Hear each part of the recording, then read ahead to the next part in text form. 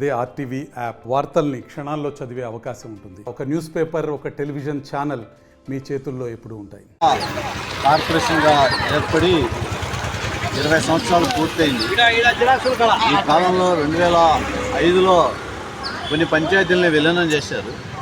విలీనం చేసినటువంటి పంచాయతీలు అప్పుడు ఎలా ఉన్నాయో ఇప్పటి వరకు అలానే కొనసాగుతూ ఉన్నాయి. ఎలాంటి అభివృద్ధి జరగటం లేదు. దీని కారణంగా నివాస ప్రాంతాలు, శివారు ప్రాంతాల ప్రజలు తీవ్ర ఇబ్బందులు ఎదుర్కొంటూ ఉన్నారు. ప్రధానంగా డ్రైనేజ్ సమస్య, రోడ్ల సమస్య పరిష్కారం కావటం లేదు. దీని కారణంగా ప్రజలు వివిధ రకాల జబ్బులతో బాధపడుతూ ఉన్నారు. అందుకోసం రోడ్లు మాత్రమే అభివృద్ధి కాదు, నివాస ప్రాంతాల్లో ఉన్నటువంటి పేదలు కష్టాలు తీర్చేందు కోసం అవసరమైనటువంటి చర్యలు కార్పొరేషన్ అధికారులు చేపట్టాలని చెప్పి మేము విజ్ఞప్తి చేస్తూ ఉన్నాం.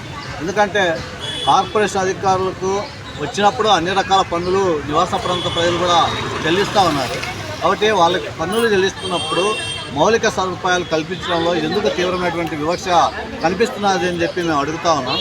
ప్రధానంగా కొన్ని ప్రాంతాల్లో ప్రజలు తీవ్రమైనటువంటి సమస్యలు ఎదుర్కొంటూ ఉన్నారు. పాతకరప హరిజనవాడలో ప్రధాన డ్రైనేజ్ సమస్య ఉంది. అక్కడ డ్రైనేజ్ సమస్య పరిష్కారం చేయాలని చెప్పి మేము అధికారులను కోరాం. దీంతో అటు రామకృష్ణ నగరు, మృత్యుంజయకుంట, ఇతర ప్రాంతాల్లో కూడా రోడ్ల సమస్య చాలా పెద్ద ఎత్తున కనిపిస్తూ ఉంది. ఈ సమస్యలన్నీ పరిష్కారం చేయాలని చెప్పి కడప నగరపాలక సంస్థ కమిషనర్ గారికి వినతిపత్రం ఇచ్చాం. ఆయన సానుకూలంగా స్పందించారు. సమస్యలన్నీ పరిష్కారం చేయడానికి కృషి చేస్తామని చెప్పి హామీ ఇచ్చారు.